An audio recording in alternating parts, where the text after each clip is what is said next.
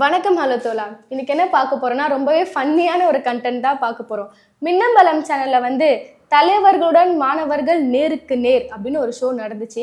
மாபெரும் தலைவர் ஒருத்தர் போயிருக்காரு. யாருன்னு பார்த்தோன்னா நம்ம நிர்மல் குமார்.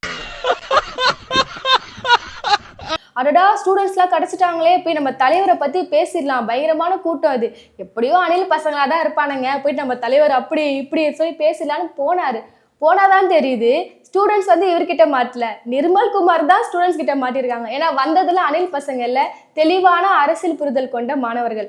அந்த ஷோல வந்து பல திருப்பமான ஒரு தரமான சம்பவங்கள்லாம் நடந்துச்சு. குபீர் மூமெண்ட் எல்லாம் நிறைய இருந்துச்சு. இன்னும் புரியுற மாதிரி சொன்னா ஒத்த நொடியில தான் எனக்கு சித்தம் கலங்கிருச்சே அப்படின்ற மாதிரி நிறைய விஷயங்கள் நடந்துச்சு. ஸோ அதை தான் இன்னைக்கு நம்ம வீடியோல பார்க்க போறோம். வாங்க வீடியோக்குள்ள போலாம். ஃபர்ஸ்ட் ஒருத்த கேட்டா பாரு கேள்வி, அந்த கேள்வியில என் மனசுல இருந்த பாரமே குறைஞ்சிச்சு. அப்படி என்னங்க கேள்வி கேட்டானா, இப்ப வந்து விஜயை நம்ம ஒரு அரசியல் தலைவரா பார்க்கணுமா இல்ல ஒரு நடிகரா பார்க்கணுமான்னு சொல்லிட்டு நிறைய கேள்விகள் நம்மளுக்குள்ள இருக்குது. அந்த மாதிரி டைம்ல ஒருத்த கேட்டான் என்னன்னா, அவர் சினிமால பயங்கரமா நடிப்பாரு, நம்ம எல்லாருக்குமே தெரியும்.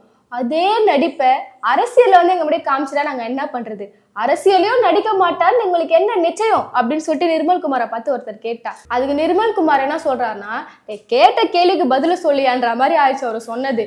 இதை கேட்டா அதுக்கு அவர் என்ன சொல்றாருன்னா, அவர் எப்படின்னு உங்களுக்கு தெரியும்ல, கெரியரோட உச்சத்தை உதறிட்டு வந்தவர், யாராவது ஒரு தலைவர் நீ சொல்லு, இதுவரையும் அரசியல்ல ஏதாவது ஒரு தலைவர் நான் இனிமேல் சினிமாவில் நடிக்கவே மாட்டேன் அப்படின்னு சொல்லிட்டு வந்திருக்காரா? தலைவர் மட்டும் தான் இனிமேல் நான் நடிக்கவே மாட்டேன்னு சொல்லிட்டு அவ்வளோ உச்சத்தை விட்டு வந்தார். ஏன்னா மலேசியா க்ரௌடே நீங்க பார்த்துருப்பீங்க, எவ்வளோ க்ரௌடு இருந்தாங்க.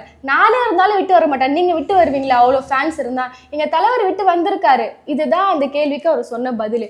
ஆக்சுவலா பார்த்தோன்னா அண்ணன் எப்படி ஒரு ஆடியோ லான்ச்சோ இல்ல சினிமா நிகழ்ச்சி வச்சா அங்க மலேசியால வந்துச்சுல ஒரு கூட்டம், அதே மாதிரி கூட்டம் தான் அவர் ஒரு அரசியல் மாநாடு வச்சாலும் அங்க வருது. அந்த கூட்டத்துக்கு எப்படி நான் ஒரு விஜயோட பெரிய ஃபேன்ஸ்ன்னு வராங்களோ, இதே கூட்டத்துக்கும் அதே மாதிரி தான் வராங்க. விஜயை பார்த்தா போதும் ஒரு பெரிய ஃபேன்ஸ் தான் வராங்களே தவிர இந்த ரெண்டு கூட்டத்துக்கும் வந்து பெரிய வித்தியாசம் இல்லை. இன்னொரு விஷயம் பார்த்தோன்னா நம்ம எல்லாருமே ஒத்துப்போம், அவர் வந்து ஒரு மிகப்பெரிய ஒரு நடிகர், பெரிய ரசிகர் பட்டாளம் இருக்கு, எல்லாம் ஓகே தான். அதுதான் இப்போ இங்க டவுட்டே. அவ்வளோ பெரிய உச்சத்தை விட்டு வராங்க, வரும்போது அவர் வந்து நான் இனிமேட்டு சினிமாவில் நடிக்கவே மாட்டேன் அப்படின்னு சொல்லாம வந்தாரு வச்சுக்கோங்களேன், எவனாச்சும் ஓட்டு போடுவானா? ஏன்னா அவருக்கு இவ்வளோ பெரிய ஒரு கெரியர் இருக்கு, அது விட்டு வரானா எப்போ வேணா ஒரு சினிமாக்கு மறுபடியும் போக சான்ஸ் இருக்குன்னு சொல்லிட்டு யாரும் ஓட்டு போட மாட்டாங்க. ஸோ வரவங்க எல்லாருக்குமே தெரியும் நான் இனிமேல் நடிக்க மாட்டேன்னு சொல்லிட்டு தான் வருவாங்க. இது ஒரு பெரிய விஷயம்னு ஒரு பேசுறாரு. எங்க தளபதி வரும்போதே வந்து நான் நடிக்க மாட்டேன்னு சொல்லிட்டு வந்தாரு. இந்த கேள்விக்கும் அதுக்கும் ஒரு பதிலுங்கிறாரு. ஜனநாயகம் ஆடியோ லான்ச்லயே வந்து தளபதி பேசுறாரு, இதை நான் சொல்லலாமா வேணாமா, இதுதான் என்னோட கடைசி படம் அப்படின்னு சொல்றாரு. அவருக்கே வந்து ஒரு கன்ஃபர்மேஷன் இல்லை இதுதான் லாஸ்ட் படமான்னு சொல்லிட்டு. இவங்க வந்து மேடையே வந்து எங்க அண்ணன் சினிமா விட்டாரு மக்களுக்காக வந்துட்டாருன்னு பேசின்னு இருக்காங்க.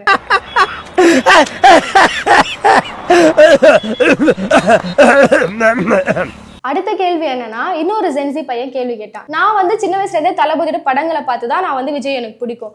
இப்போ நம்ம பார்த்தோம்னா கத்தி படத்துல எடுத்துக்கோங்க, பிரஸ் மீட் டேப்ல சும்மா தாறு மாறா பேசுவாரு. மெர்சல் படத்துல பார்த்தோன்னா பிரஸ் மீட் டேப் வச்சு அப்படியே அலற விடுவாரு. அது மாதிரி எப்போ அவர் வந்து அரசியல பேச போறாரு, எப்போ பிரஸ் மீட் டேப்ப அவர் சந்திக்க போறாரு அப்படின்னு சொல்லிட்டு ஒரு கேள்வி கேட்கறாங்க. நம்ம இந்தியாவிலேயே பார்த்தோம்னா பிரஸ்ஸை சந்திக்காத ரெண்டே ஆட்கள் யாருன்னா, ஒன்னு விஜய் அண்ணா, இன்னொன்னு வந்து கொள்கை எதிரியும் ரகசிய நண்பருமான மோடி அவர்கள். இது நம்ம லிஸ்ட்லயே இல்லையே அடேங்கப்பா அப்படின்னு அந்த பையன் சொல்ல நானே சொன்னேன். அந்த பையன் என்ன சொல்லிட்டானா, கொள்கை எதிரி வந்து மோடி, இவங்க ரெண்டு பேர் தான் வந்து பிரஸ் மீட்டப் இதுவரையும் பார்க்காமே இருக்காங்க, எப்போ வர போறாங்க அப்படின்னு சொல்லிட்டு ஒரு கேள்வி நறுக்குன்னு கேட்டாப்ல. நானும் இதுக்கு என்னதான் நீ பதில் சொல்ல போறீங்க அப்படின்ற மாதிரி பார்த்தேன். அண்ணா என்ன சொல்றாருன்னா, ஏங்க பிரஸ்ஸை சந்திச்சாதான் அவர் என்ன அரசியல் தலைவரா? அப்படிலாம் ஒன்றும் கிடையாது. அதாவது மற்றவங்களுக்குலாம் ஒரு விசிபிலிட்டி இல்லை, எனக்கு விசிபிலிட்டி இல்லைன்னு நினைக்கிறவங்க தான் வந்து இந்த மாதிரி தினமும் எதனா கேமரா முன்னாடி பேசுவாங்க, அது ஒரு சர்ச்சையாகும், அப்புறம் அவங்க வந்து ஒரு ஃபேமஸ் ஆவாங்க. எங்க தலைவருக்கு அப்படிலாம் தேவையில்லை. நீங்க ஏன் வந்து அது ஒரு பெஞ்ச் மார்க்கா ஆக்குறீங்க, இது மாதிரி பிரஸ் சந்திச்சாதான் ஒரு தலைவர் நீங்க ஏன் ஆக்குறீங்கன்னு சொல்லி கேட்கிறாரு. எங்க மக்களுக்கு வந்து களத்துல நிக்கிறவங்க தாங்க தலைவர். எப்போ ஒரு மக்களுக்காக பேச முடியும்? ஏதோ ஒரு பிரச்சனை, மக்களுக்கு ஒரு பிரச்சனை நம்ம தானே பேச முடியும். அப்பெல்லாம் அமைதியான்ட்டு சரி ஓகே நீங்க எல்லாம் கமெண்ட்ல கதறுவீங்க எனக்கு தெரியும். அப்ப கவின் இஷ்யூ ஒண்ணு நடந்துச்சு, ஒரு ஆணவ படுகொலை. அப்போ வந்து தளபதி என்ன பண்ணாரு அப்படின்னு நான் கேட்டேன்னா, அவரு தான் கேஸே போட்டாரு தெரியும்ல அப்படின்னு சொல்லிட்டு கேட்பீங்க. ஒரு ஆக்டரா கேஸ் போட்டா ஓகே பரவாயில்ல வந்து நிக்கிறாருன்னு வச்சுக்கலாம். இப்போ அவர் வந்து ஒரு அரசியல் தலைவர், வந்து களத்துல நிக்கணுமா நிக்க கூடாதா, வந்து நிக்கணும், நான் இருக்கிறேன் உனக்கு நீதி வாங்கி தருவேன் நிக்கணும். அதை பண்ணல. கேஸ் வந்து யார் வேணா போடலாங்க. இது வந்து இதுல நம்ம ரெண்டு விதமான அரசியல்லாம் ஒண்ணு இருக்கு. இப்ப திருப்பரங்குன்றம் இஷ்யூவா இருக்கட்டும், கவின் இஷ்யூவா இருக்கட்டும், அதுல விஜய் வந்து மௌனம் காக்குறாருன்னா அதுல ஒரு மிகப்பெரிய அரசியல் இருக்கு. இப்ப கவினுக்கு சப்போர்ட் பண்ணாருன்னு வச்சுக்கோங்களேன், சுஜித்தோட ஒரு சமுதாயம் இருக்குல்ல, அவங்க கிட்ட இருந்து ஓட்டு வராது, அதனால இங்க ஒரு அமைதி. இப்ப திருப்பரங்குன்றம் இஷ்யூல நான் விளக்கு ஏத்தணும்னு சொன்னா முஸ்லீம் ஓட்டு கிடைக்காது, நீ ஏத்தக்கூடாதுன்னு சொன்னா இந்து ஓட்டு கிடைக்காது. சோ ஒரு பிரச்சனைன்னு வரும்போது ஸ்டாண்டர்டா இதுதான்ப்பா என் நிலைப்பாடு, இவங்களுக்கு தான் நான் குரல் கொடுப்பேன்னு சொல்லிட்டு நிக்க தெரியாது, அதாவது பாதிக்கப்பட்டவங்க சைடா நிக்க தெரியாத ஒரு தலைவர் தான் விஜய். இதுதான் நிஜமே. இவ்வளவு பேச கடைசியா என்ன தெரியுமா சொல்றாரு, தளபதி கட்சி ஆரம்பிச்ச அப்புறம் தான் அரசியல் புரிதல் இல்லாதவங்க கூட அரசியலை வந்து புரிஞ்சுக்கணும் தெரிஞ்சுக்கணும்னு இறங்கினதே வந்து எங்க தளபதி கட்சி ஆரம்பிச்சாலதான் அப்படின்னு சொல்றாரு. உண்மைதான், அரசியலை வந்து தெரிஞ்சுக்கணும்னு ஆரம்பிச்சாங்க, ஆனா ஒருபோதும் அரசியலை புரிஞ்சிக்கவே ஆரம்பிக்கல. இன்னும் எல்லாருமே சினிமா முகத்துல தான் இருக்கிறாங்க. ஆனா இப்ப இருக்கிற ஜென்சி பசங்க, விஜய் ரசிகர்கள் எல்லாருமே நான் தற்கூறின்னு சொல்லுங்க. அதுலயும் ஒருத்த கேட்டா பாருங்க மாசா ஒரு கேள்வி என்ன கேக்குறான்னா, ஊழலை ஒழிப்பேன்னு சொல்றீங்களே, உங்க ஜனநாயகம் பட டிக்கெட்டு எவ்வளவு ரேட்டுக்கு இருக்குதுன்னு தெரியுமா? 50 ரூபா டிக்கெட்டை நான் 5000 ரூபாய்க்கு வாங்குறேன். அந்த ஊழலே உங்களால எப்படி, அந்த ஊழலே உங்களால ஒழிக்க முடியல, நீங்க வந்துட்டீங்க அரசியலுக்கு ஊழலை ஒழிக்கிறேன் அதை ஒழிக்கிறேன், எப்படிங்க ஒழிப்பீங்க அப்படின்னு சொல்லி கேட்கிறாரு. அதுக்கு அவர் என்ன சொல்றாருன்னா, எங்க அண்ணன் படம் நடிக்கிறது மட்டும் தான் அவருக்கு வேலை, படக்குழுக்கு வந்து படத்தை வெளியிடுறது மட்டும் தான் வேலை, தியேட்டர் யார் கையிலங்க கண்ட்ரோல்ல இருக்குது, அது ஒரு தனியா கிட்ட இருக்கு. இதையும் வந்து திமுக அரசு தான் பாத்துக்கணுமா, திமுக அரசு தான் வந்து விஜய் படம் வெளியே வருது எல்லாரும் 50 ரூபா டிக்கெட் விற்கடா, யாரும் அதிகமா விற்காதீங்கன்னு சொல்லணுமா, அரசு தாங்க இதெல்லாம் பாத்துக்கணும் அப்படின்னு சொல்றாரு. இது ஒரு நியாயமான பதில். சரி வச்சுக்கோங்களேன், அவங்க பார்வைப்படி பாத்துறான். இன்னொருத்தர் தெளிவா கேட்கிறான், அப்படிலாம் இல்ல, டிக்கெட் வந்து திரையரங்குகள் ஓகே, எனக்கு ஒரு டிக்கெட் வேணா இன்னைக்கு நான் போன் அடிக்கிறேன், டிவிக்கு கட்சி நிர்வாகிகளுக்கு தான் நான் போன் அடிக்கிறேன், நிர்வாகிகள் டிக்கெட் கொடுக்குறாங்க, எப்படின்னா 3000 ரூபாய்க்கு கொடுக்குறாங்க, இது வந்து தியேட்டர் இல்ல கட்சி நிர்வாகிகளே வாங்கி பிளாக்ல விற்கிறாங்க, அதுக்கு நான் என்ன பண்ணட்டும், இவங்க நம்பி நான் அப்படியே ஓட்டு போட முடியும், இப்ப டிக்கெட்டுக்கே இவ்வளவு ஊழல் பண்றாங்களே, நாளைக்கு இவங்க தானே வேட்பாளர்களா ஒரு தலைவர்களா மாற போறாங்க, நான் இவங்களை நம்பி எப்படி ஓட்டு போறதுன்னு கேட்கிறாரு. அதுக்கு என்ன சொல்றாருன்னா, அதுக்கு ஒரு பதிலும் இல்ல, அதாவது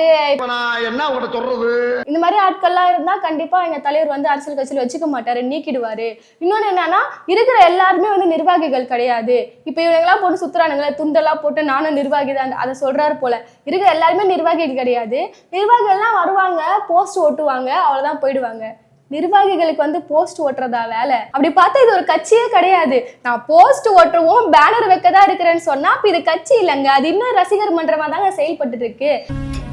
இப்போ ஒரு அரசாங்கம்னு பார்த்தோங்களேன், ஒரு அரசாங்கம் கீழே ஒரு ஸ்டாஃப் செயல்படுறாங்கன்னா அவங்க யாரோ ஒருத்தர் வந்து லஞ்சம் பண்ணா ஊழல் பண்ணா, இப்போ தளபதி என்ன சொல்வாரு பாருங்க, திமுக கார ஒருத்தர் வந்து லஞ்சம் வாங்கிட்டாரு ஊழல் வாங்கிட்டாரு, திமுக சரியில்லை ஸ்டாலின் சரியில்லைன்னு பேசுவாரு.